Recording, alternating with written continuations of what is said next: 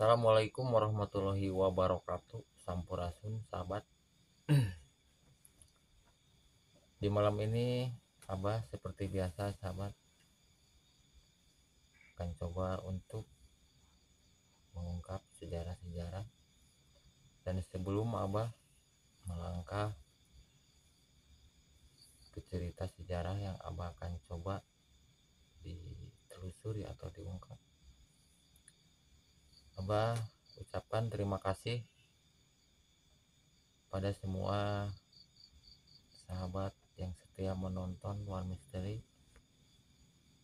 Mudah-mudahan dilancarkan dari hal perinciannya, itulah yang selalu Abah disampaikan, dan dijauhkanlah dari hal negatif berbahayanya, dikarenakan Abah tanpa sahabat yang menonton mungkin Abah tidak bisa melangkah sahabat, dan Abah belum bisa secara jauh untuk mengungkap sejarah ini secara mistis yang awal Abah dulu ibaratnya tempat keramat atau tempat-tempat bersejarah seperti benteng waktu zaman Belanda. Dan Abah di malam ini akan coba untuk mengungkap, yaitu sebuah tempat yang berada di kawasan perbatasan Jawa Tengah dan Jawa Timur, yaitu Gunung Lawu sahabat. Tapi sebelumnya jangan lupa sahabat untuk like, subscribe, dan komennya. Mudah-mudahan yang membantu channel Abah doakan mudah-mudahan dilancarkan dari segala hal perinciannya. Dan untuk malam ini sahabat, Abah akan bercerita tentang asal usul Gunung Lawu yang berada di kawasan perbatasan Jawa Tengah dan Jawa Timur. Dan Abah akan coba langsung untuk secara pengalaman Abah akan menggambarkan bagaimana gambarannya, apa yang dapat Abah secara insting, itulah yang Abah disampaikan. Dan Abah akan langsung sahabat untuk bercerita tentang asal usul Gunung Lawu.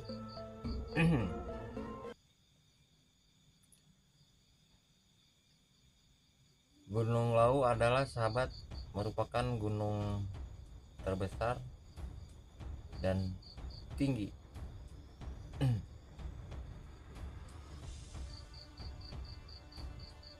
di abad ke-13 sampai 14 sahabat. Gunung Lawu adalah merupakan suatu bekas pertapaan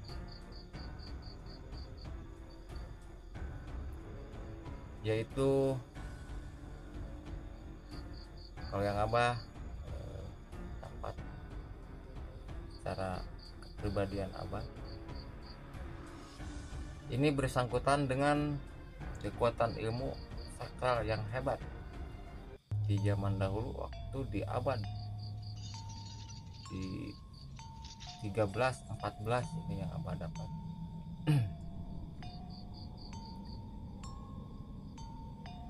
Di dalam cerita sahabat, di cerita Gunung Lawu ini asal usulnya ini apa, dan Abah akan coba untuk membuka sedikit gambaran apa yang Abah disebutkan di waktu abad ke-13 itu tentang pertapaan apa.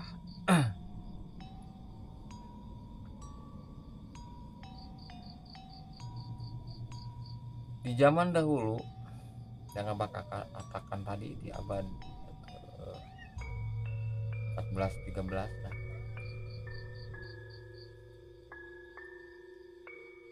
ada suatu perjalanan,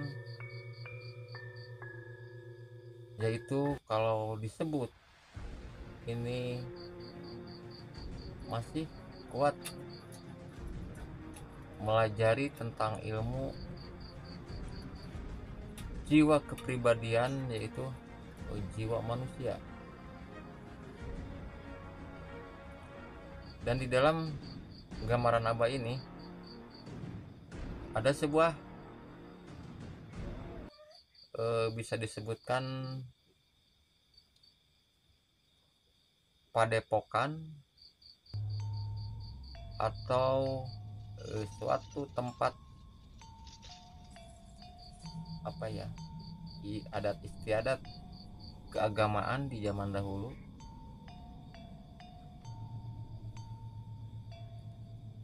dengan kepribadian kalau abah tangkap ini yaitu olahan ilmu masih bisa disebutkan agama. Kemungkinan ini masing-masing kepercayaan, dikarenakan yang abah tangkap ini sahabat ilmu Sang Hyang Widi yang dicarinya, yang abah tangkap ini. Ya bisa disebutkan kemungkinan itulah yang mereka di zaman dahulu dibesarkan. Dan emang kalau pengalaman agama kemungkinan itu masing-masing kepercayaan, cuman yang kita harus dikedepankan yaitu akhlak nur kalimah untuk diri kita pribadi masing-masing.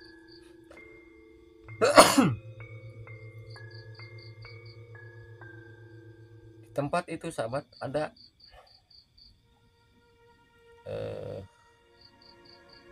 perjalanan, yaitu kejadian. Dikala itu banyak manusia yang kena penyakit aneh sahabat. Ini bisa disebutkan kalau abah rasakan, ada yang lumpuh, ada yang cacat, dan macam-macam penyakit waktu itu kejadian. Jadi bisa disebutkan mengkagetkan sesepuh itu.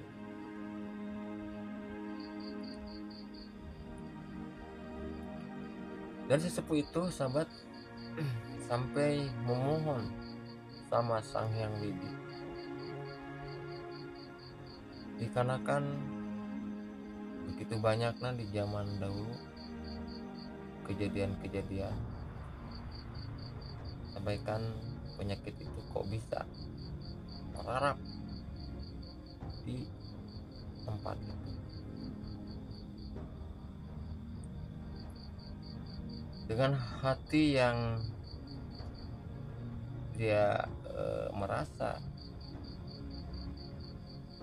sedih,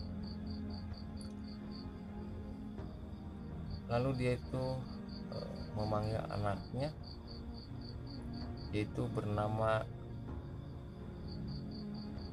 Raga Diningrat sahabat. Dan sesepuh ini bernama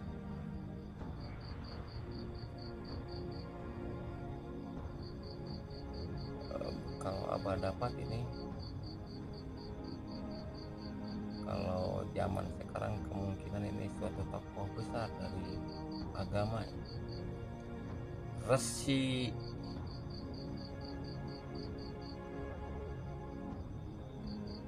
Ranu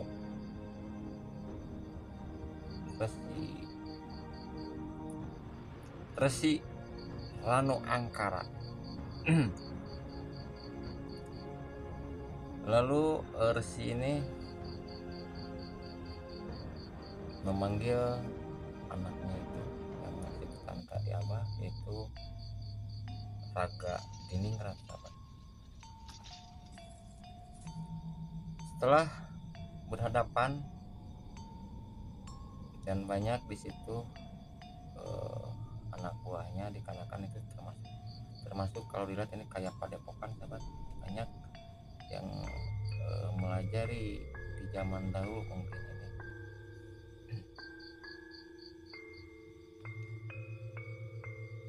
Lalu sesepuh itu menanyakan sama anaknya, kenapa di tempat kita ini bisa-bisa terjadi seperti begini. Lalu Raga Ningrat ini menjawab sahabat dengan perkataan cuman sederhana, saya kurang paham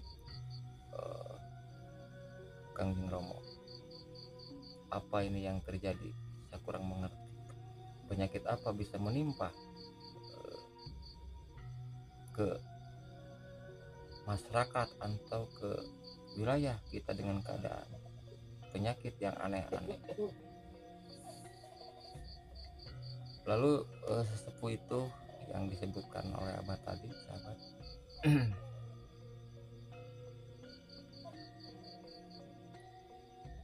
dia menyuruh anaknya itu pergi dari tempat itu,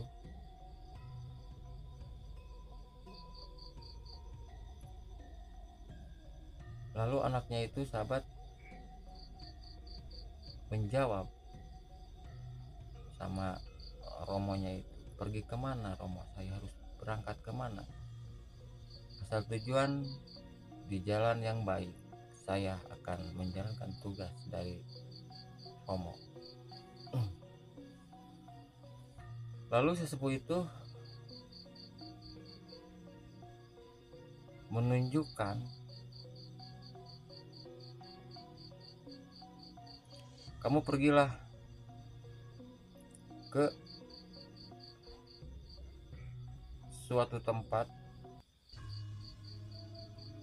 perbatasan Jawa Tengah. Untuk apa Romo Ananda berangkat ke sana?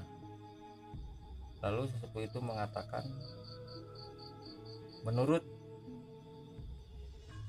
Romo, dan Romo bisa dikatakan mimpi tapi itu nyata.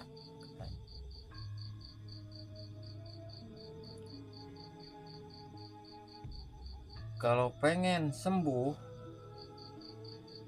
masyarakat yang ada di kampung itu, di tempat itu, lingkungan padepokan, carilah untuk anakmu itu jati diri manusianya.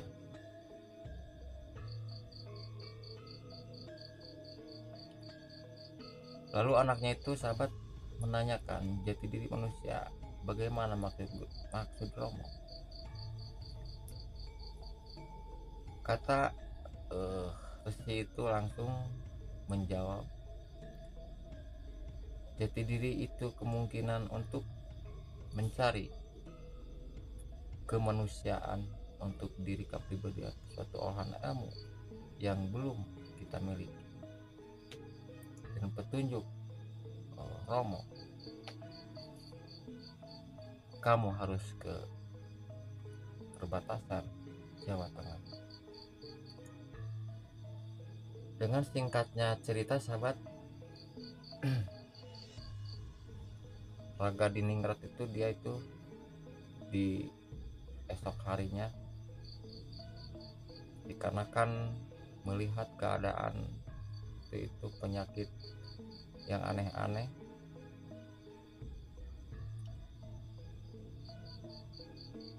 lalu dia itu meninggalkan tempat padepokan itu. Setelah pergi, dia itu berjalan karena yang abah dapat dia itu eh, tidak memakai kuda, cuman mengandalkan dia itu jalan kaki, sahabat. Setelah di suatu tempat, dikarenakan perjalanan jauh, sahabat, dia itu duduk di sebuah aliran air sambil mengambil air itu untuk diminumnya. Lalu dia itu melihat ke air, dan di air itu ada suatu gambaran bayangan berwarna putih.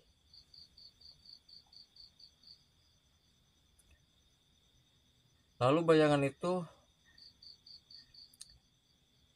bisa berbicara, sahabat.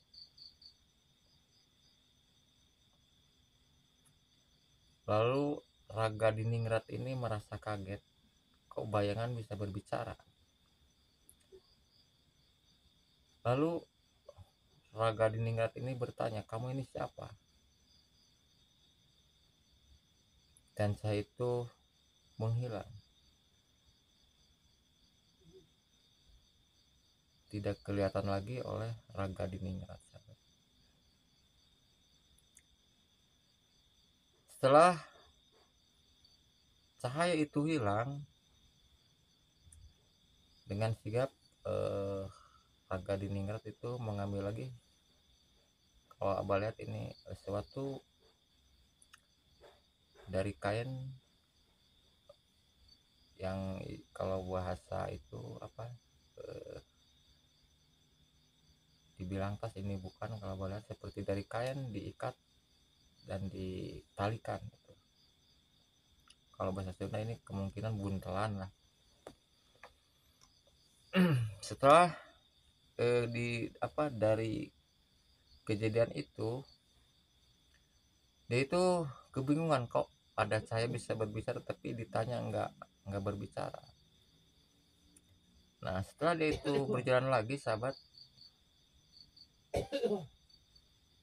ada seekor burung warna putih, sahabat. Burung warna putih. Lalu burung itu langsung menghampiri Raga Diningrat itu, dan aneh bin ajaib, sahabat, burung itu bisa berbicara seperti manusia, dikarenakan Raga Diningrat itu emang bukan orang sembarangan, sahabat. Kalau Abah ya rasakan tadi, orang di zaman dahulu kemungkinan kejagoan ya. Hai manusia, sebelum kamu berangkat ke suatu tempat yang kamu tuju, coba kamu bangkitkan suatu pohon yang menimpa. Kalau Abah rasakan menimpa ini seperti banteng, sahabat. Lalu di mana, kata Raga Diningrat. Lalu burung itu, sahabat, terbang dan Raga Diningrat mengikuti, dan tidak jauh dari situ emang ada sebuah binatang, sahabat, tertimban. Setelah sampai di bukit Gunung Lawu, dia berhenti. Kemungkinan menurut Romo, inilah aku harus naik dan aku harus melakukan ritual di sini. Dengan singkatnya cerita, sahabat, Raga Diningrat itu naik ke bukit atas gunung dengan berjalan. Setelah lama berjalan di gunung itu, di tempat-tempat tebing, lalu dia tercapailah di atas bukit gunung itu.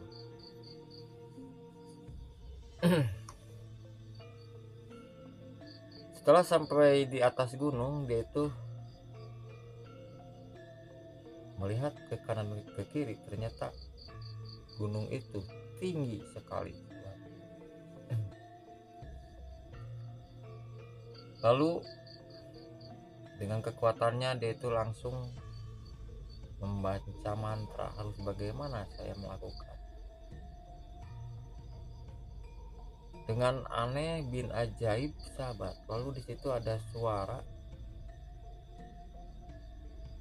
kalau bisa disebutkan ini ada suara, wujudnya itu tidak ada. Kamu udah waktunya dan kamu di sini harus bertapa. Itu suara yang terdengar oleh Raga Diningrat sahabat. Setelah itu sahabat, kita ambil singkatnya, yang penting kita mengambil dikarenakan Abah juga manusia biasa, cuma gambaran Abah menyatakannya secara insting Abah ke sana. Lalu sahabat, setelah mendengar suara itu, dengan sigap Raga Diningrat melakukan yaitu tapa berata sahabat. Di dalam tapanya, dengan keadaan pikiran kosong, dengan pasrahnya kepribadian untuk Raga Diningrat itu sama yang olahan atau agama yang dianut.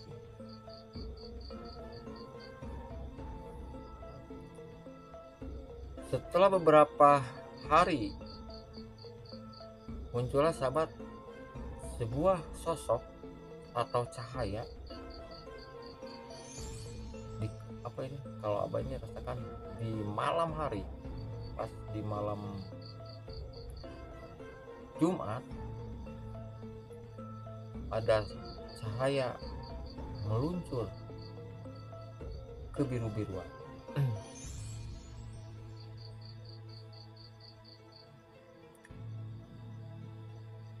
Lalu cahaya itu bersuara sama Raga Diningrat.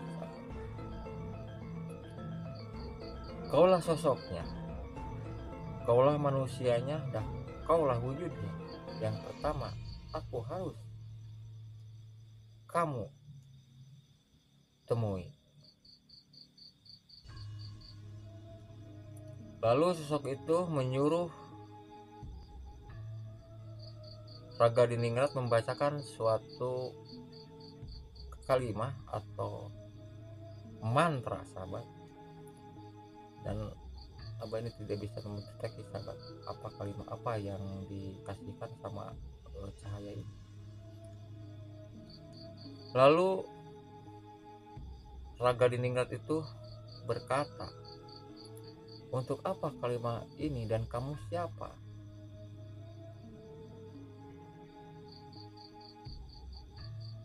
Kalau dibilang saya makhluk yang tidak bisa tersentuh, saya makhluk halus, tapi tujuan saya untuk menitiskan kekuatan ilmuku, perjalananku terhadap kepribadian manusia. Dengan secara singkatnya sahabat, lalu Raga Diningrat itu membacakan, menjalankan kalimat atau mantra yang diberikan dari cahaya itu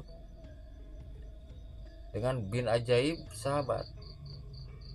Setelah dia memiliki kekuatan kalimat yang diberikan dari cahaya itu, dia punya kemampuan dan bisa melihat apapun yang dia lihat, dan punya beberapa keanehan sahabat.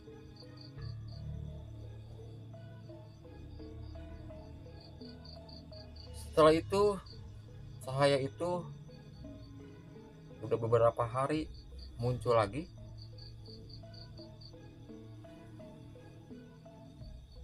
Lalu cahaya itu memberikan jawaban dan pertanyaan sama Raga Diningrat, sahabat.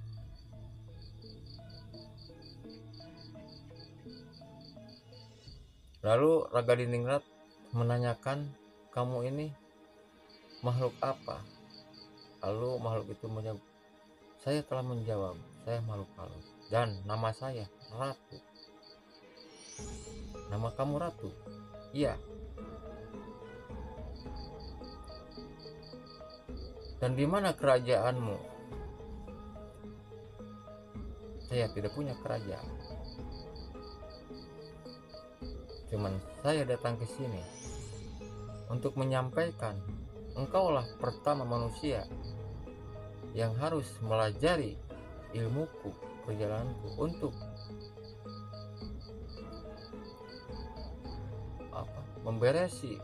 membenahi perjalanan manusia yang dolim, yang sifatnya iri, yang sifatnya tidak punya keakuran. Maksudmu apa? Dikarenakan kamu yang pertama bertapa di gunung ini, ilmu keadilanmu lah yang telah aku berikan, udah hampir sempurna. Lalu Raga Diningrat itu, sahabat, adil apa? Aku akan menyatukan perkataan wujudku Ratu dan adil dirimu. Satukanlah kekuatan pertapaan Ratu adil. Lalu dengan kaget, sahabat, Raga Diningrat mendengar kata-kata Ratu adil. Tujuannya apa dan maksudnya apa? Bisa menyatu, mengatakan di situ. Apa tujuan yang nama barusan kamu berikan itu?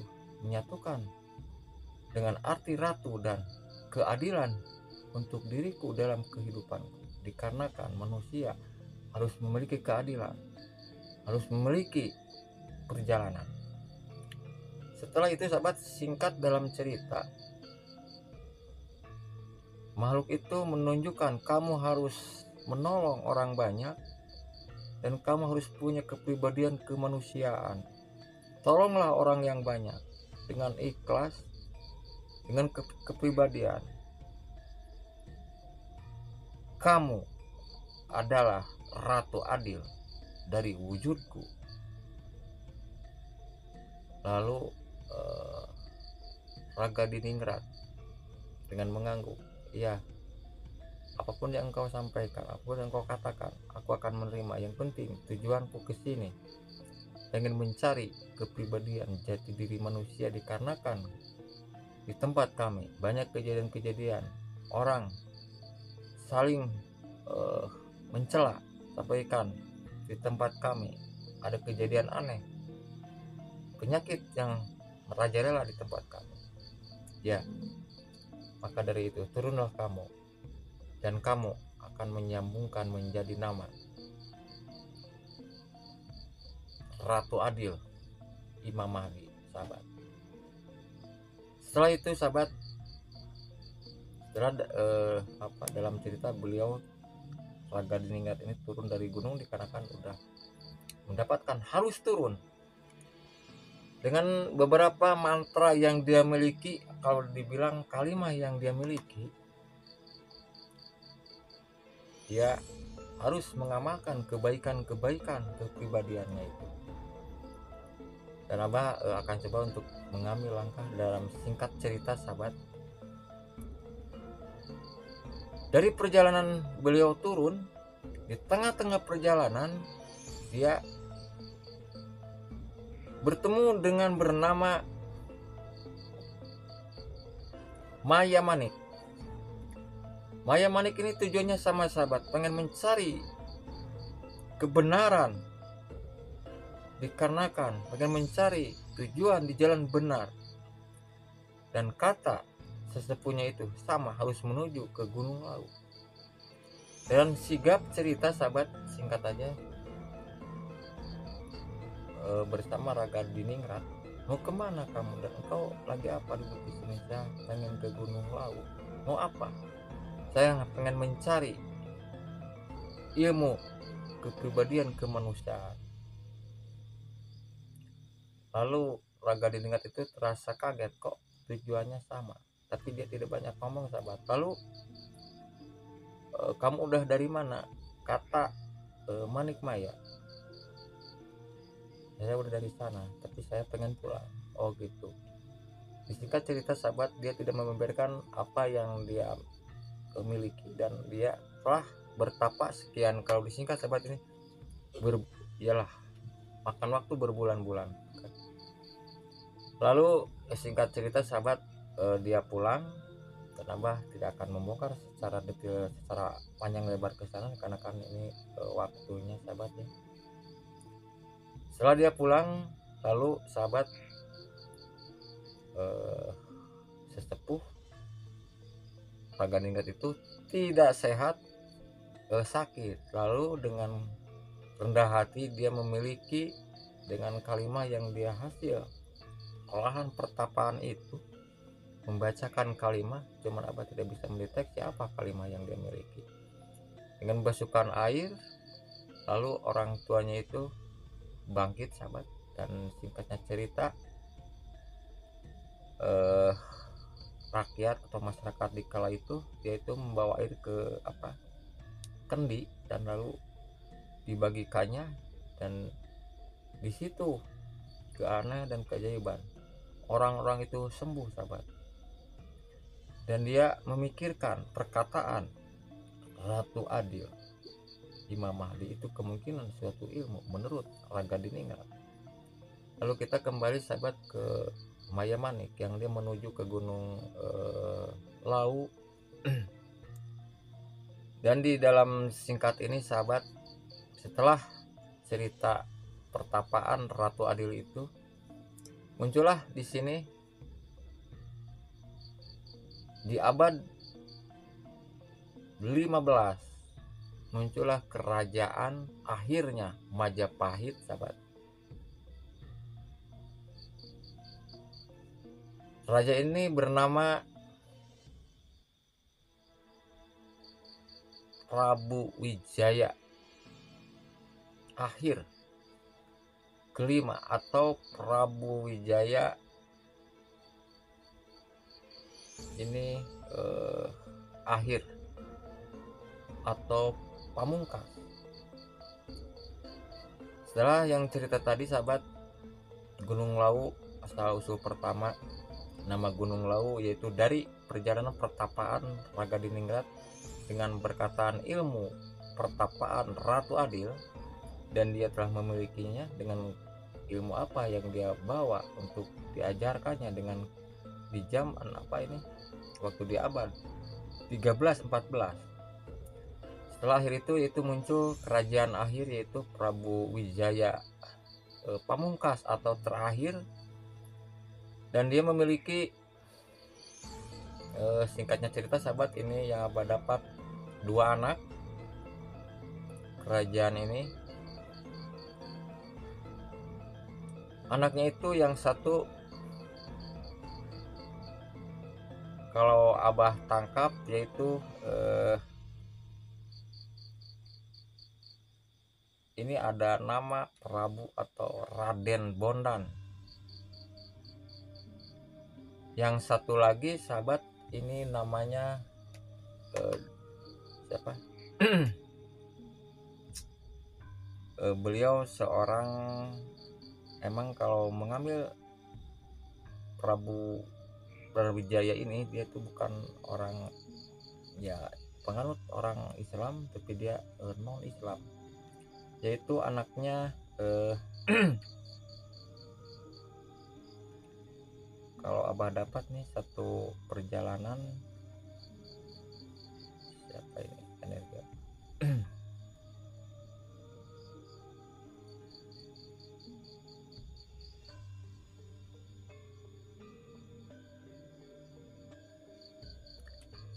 Dan sosok ini sahabat, anak ini tidak mau seperti kakaknya disebutkan namanya itu Raden Bondan. Ini siapa nih, cuman ibunya ini Ibu Dewi Darwati. Kalau yang satu ini jadi Raja Prabu Wijaya yang terakhir ini, istrinya ini dua sahabat. Cuman anak yang satu ini abah kan coba nih mengambil biar jelas sahabat. Raden Patah sahabat. Inilah perjalanan beliau, putra dari Prabu Wijaya, Kertawijaya, dan sama kakaknya yang satu lagi. Lalu anak ini setelah melihat dia punya kepribadian lain, dan dia melajari ilmu yaitu dari Demak, kerajaan Demak atau sahabat. Dan kakaknya Raden Bondan itu dia melajari ilmu kenuragan. Lalu Raden Patah itu sahabat setelah digembleng dengan kaedah Islam, dikarenakan Demak Bintaro itu kekuatan energi para wali, para sunan yang mendidik Raden Patah itu. Dengan kebingungan, romonya itu bingung dikarenakan dari saudaranya dari kerajaan Kediri sahabat, iparnya itu, dia itu marah, emosi. Kenapa anakmu harus melajari agama baru? Kata ini namanya sahabat Dapak Giri Wardana dari Kediri. Ini masih saudara dari kerajaan Prabu siapa ini Kertawijaya. Lalu Giri Wardana menyuruh Prabu Wijaya ke Demak untuk anaknya itu Raden Patah ini harus menjadi raja di Majapahit, tapi anaknya itu tidak mau sahabat, dan dia itu menjadi raja di Demak Bintaro. Lalu raja itu dari Majapahit datang lagi ke sana dan mengajak bersatu, namun kejadian ini tidak bisa diterima dengan para Kanjeng Sunan. Karena kenapa? Kami tidak mau kalau agamaku di bawah pimpinanmu, sedangkan kamu bukan Islam tapi kamu non Islam. Lalu disitulah sahabat menimbulkan bencana, dan lalu dari perdebatan antara Giri Wardana, dia itu dari Kediri sahabat, dan akhirnya antara Kediri dan Demak itu pernah ada pertarungan saudara sahabat. Lalu Kertawijaya dia itu merasa dengan memang raja ini punya kebijakan yang cukup tinggi. Lalu panglima dan patinya itu kalau dapat yaitu Arya Genggong dan Sabda Palon menghampiri Prabu Wijaya, Kertawijaya. Gusti, kalau emang Gusti mau naik ke gunung, aku akan ikut. Dengan kerendahan hati dia mau bertapa dan menanyakan, dan dia akan sirna dari kerajaan. Lalu anaknya itu Raden siapa ini dari Raden Bondan disuruh sama romonya menjadi raja juga tidak mau sahabat.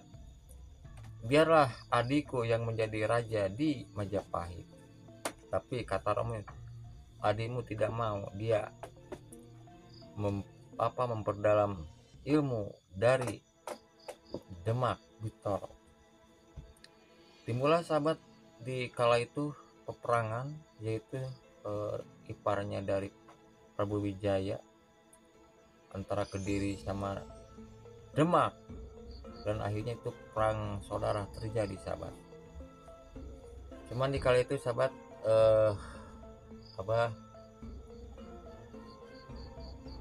dikarenakan ini Majapahit terakhir, dan di sini kemungkinan bisa menyambung. Dan singkatnya cerita sahabat, Sabda Palon dan Arya Genggong datanglah ke tempat Gunung Lawu, dan dia itu ketemu dengan kedua sosok. Lalu dia menitipkanlah tempat ini, dan saya mau menitipkan kerajaan Majapahit. Lalu sosok itu menjawab, tidak, kami bukan seorang raja, tapi kami seorang makhluk. Biarlah putramu yang akan menjadi raja di Majapahit, yaitu Raden, bisa disebutkan siapa ini? Putra kakak dari adanya yang di Demak Bintaro sahabat. Tapi walaupun anaknya ini disuruh, tetap anak ini pengen melajari ilmu yang tinggi, kekuatan yang kuat. Untuk sementara ini kerajaan Majapahit dipegang oleh Dapa Giri Wardana sahabat. Kompliklah waktu itu pertempuran. Lalu anaknya yang pertama yang lagi mencari kekuatan, dia pulang, dan yaitu Raden siapa ini,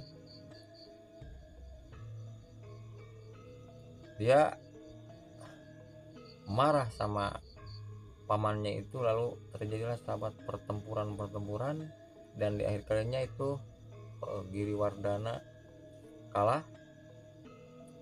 Lalu Raden Bondan lah untuk kepala batu tangkap menjadi raja di Majapahit, dan adiknya di Demak Bintaro. Dan perjalanan Majapahit ini bisa nyambung sahabat ke perjalanan itu kerajaan Galuh Pakuan. Dan untuk video ini Abah akan menutup perjalanan, dikarenakan Prabu Wijaya itu akan menjadi seorang dan dia memperdalam kekuatan, pengen menjauhi kedoliman, dikarenakan dia itu orang sakti, orang hebat, dan menitipkan, mendamaikan. Dan Abah akan coba untuk melanjutkan episode selanjutnya sahabat. Dan untuk di malam ini, bila mana ada kekurangan dari Abah, itulah asal usul Gunung Lawu, awal dari pertapaan Ratu Adil dan munculnya akhirnya kerajaan Majapahit dan Demak Bintaro Kediri di abad 15 sahabat. Cerita pertapaan Ratu Adil kalau yang Abah dapat di abad 13 sampai 14, dan di sini ada perjalanan panjang sahabat. Untuk episode selanjutnya mungkin Abah akan coba bikin video perjalanan selanjutnya, yaitu tentang lanjutan dari Majapahit ke Paku Galuh, kerajaan Galuh Pakuan. Bila mana ada kekurangan dari ucap, apalagi kalau ada yang menyinggung, ada kurang pas dalam pembicaraan, dikarenakan Abah ini secara netral sahabat. Abah merasakan secara insting Abah dan pengalaman Abah yang Abah digambarkan, itu yang Abah dapat, itulah yang Abah sampaikan. Cuman itu dari Abah, Khairul Kalam. Assalamualaikum warahmatullahi wabarakatuh. Sampurasun.